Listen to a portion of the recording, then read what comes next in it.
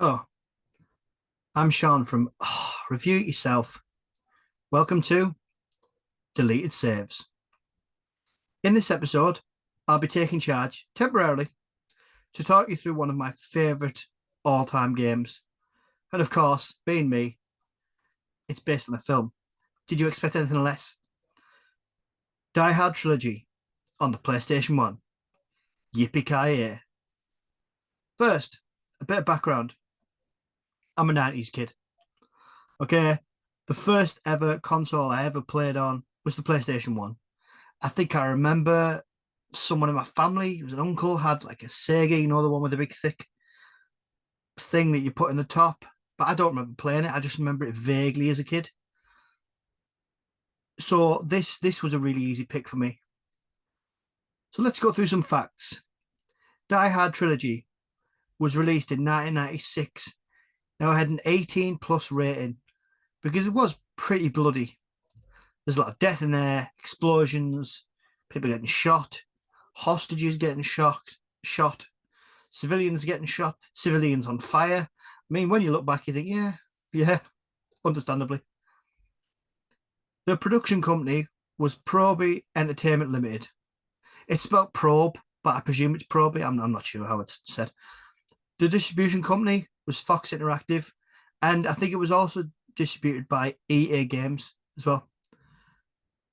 The cast, starring the voices of Eric Allen Baker as Detective John McClane and Lani Minella. Bit of trivia. Although IMDb, which I've got to be honest was my main go-to for this, brought up only this game for Baker, Minella has gone on to provide voices in dozens of games since 1996, such as Mario games, The Last of Us series, Nancy Drew, World of Warcraft, Mortal Kombat, Borderlands. I could go on and on and on, but let's crack on. She's done an awful lot of stuff. The tagline of the game was I was trying not to do this in an American accent, but it doesn't feel right if I don't. So apologies. 3 maximum games. Got it wrong. 3 maximum adventures. 1 explosive package. Sorry for the accent again, honestly. So, what was the game all about? Well, the game basically, and this is taken from the synopsis. So it's run, shoot, and drive your way through all three Die Hard movies in one explosive arcade epic. So they were selling this one. They really were. Fair play to them, it's worth it. With 3 different game types and over 45 high impact levels, all you need to do is play hard, die hard. Nice. Okay, so it's split into 3 games. The first game is based on the movie Die Hard. It's a full screen 3D action game. You work your way from floor to floor of the Nakatomi Plaza, trying to kill the terrorists. You go through areas that are under construction, office places. It's honestly, it's a great. I mean, come on, the graphics. We'll get onto that later, but it's absolutely great. The synopsis reads: full screen 3D action, deadly terrorists, innocent hostages, and a skyscraper wired to blow. It's just not your day. So I don't know what my accent's going to do throughout this. So apologies if every now and again I drop into some weird hybrid, some weird transatlantic mess. This game I absolutely loved. Absolutely loved it. It's third person. Look, I'll be honest. If for people who listen to this podcast, Phil's great podcast, I'm not a gamer. I've never really been a gamer. It's always kind of been films for me. So if I get any of the terminology wrong, apologies. This was a third person. Third person? Yeah, where you can see the person running who you're controlling, right? The game, you ran around as John McClane, vest and all, absolutely brilliant game. Yeah, some of the some of the catchphrases are in there. Yippee ki is in there. What's the one? I don't like to lose. Just some great, honestly, absolutely brilliant. You want to stay alive? Stay with me. Just so much fun, honestly. I can't tell you. I quite liked in terms of playing the first Die Hard game. Yeah, I didn't mind it. Took me a while to kind of figure it out when I was playing it, because when you get towards the end of the level, you get like a countdown, and if you don't get, I think is it to the lift or to get to the next level, the whole building will blow up, National Plaza. But overall, quite enjoyed the first one. I could talk about the music, but we'll get onto that later. Die Hard 2, Die Harder. This was what made it. That this game makes this whole package. It's a so this is taken from the synopsis. A first-person arcade shooter, a crowded airport, lost luggage, and even more terrorists. Lightning does strike twice. And this game, I can't even begin to tell you. I think Die Hard 2 was the only one I finished in the game, I've got to be honest. And I just love it. Absolutely love it. I actually got a copy of the game, from my friend before I went to uni. So I actually played, and I had a PS2 which played PS1 games at the time. I should probably get another one, because just talking about this game makes me want to play it. And I managed to find a gun. I don't know, a car boot sale or something like that. And to actually play this second game, because it's really tough. Like, you can play this second game without having, a gun. You can do it with the controller, but it is quite difficult. And that second time around, I mean, God, I've been like 18, 19 when I came back to playing this. So, 2010-ish. So came back to it really, kind of late. But still loved it. Just absolutely loved it.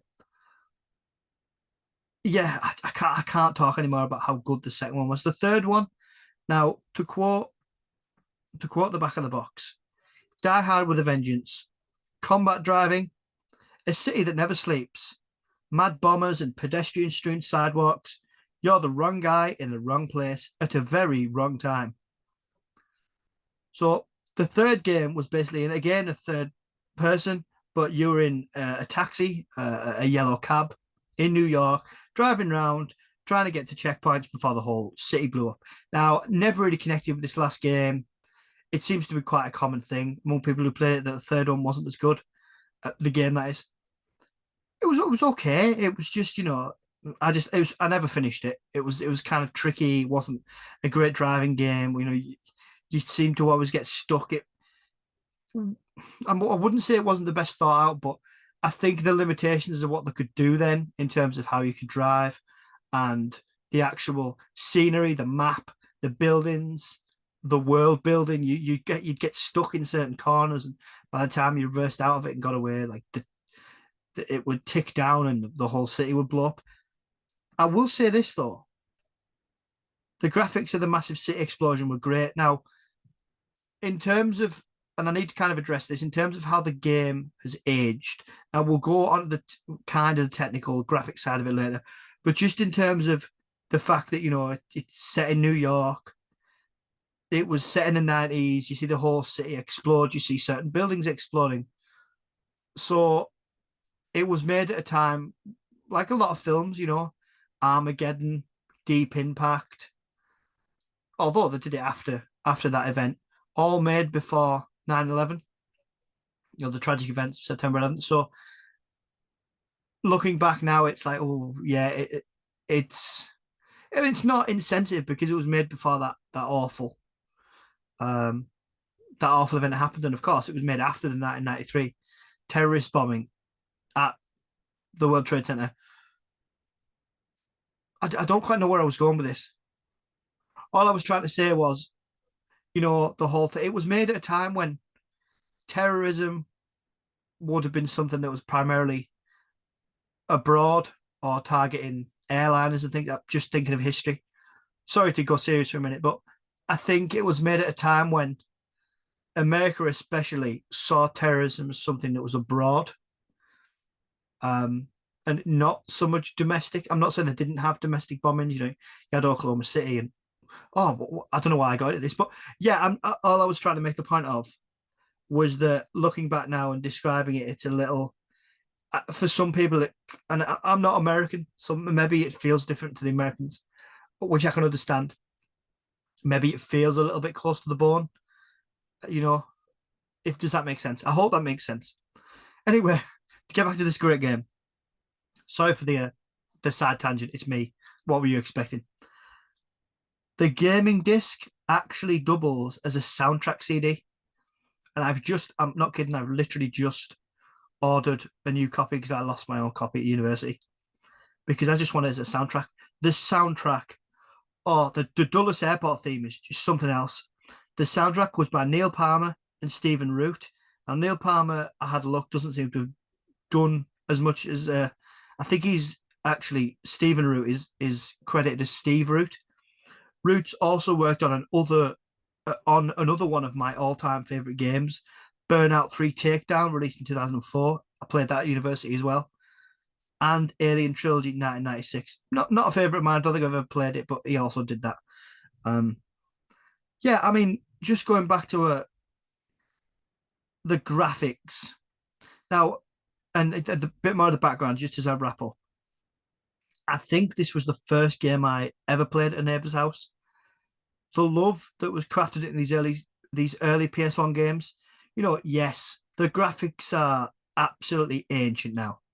Modern and younger gamers would say potentially it's unplayable, or certain parts of it are unplayable. But games like this, I think, highlighted the craft and love that went into these games, alongside other games that I considered to do for this, such as Tomorrow Never Dies, PS1. The World Is Not Enough, PS1. The original Medal of Honor, PS1.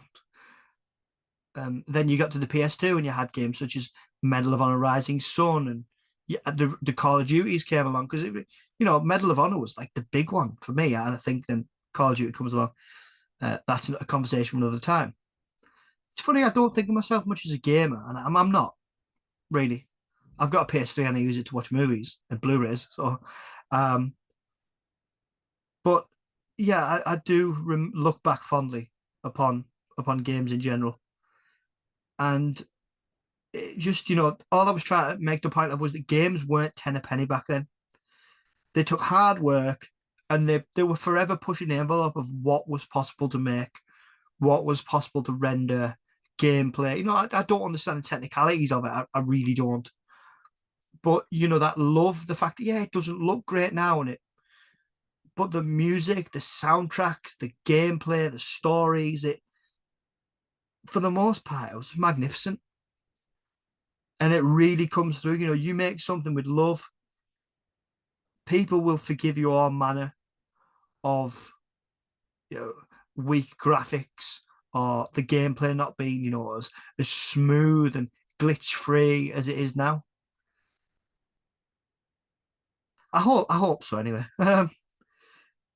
Now, I don't know enough about games to say that this broke new ground or anything like that, but damn, it is a great game on the whole.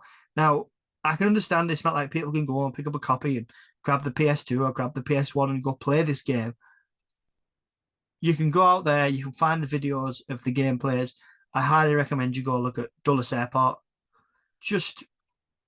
I love that. The music, the gameplay, I absolutely loved it. And I hope this has been an interesting, if nothing else, episode of Deleted Saves for you to listen to.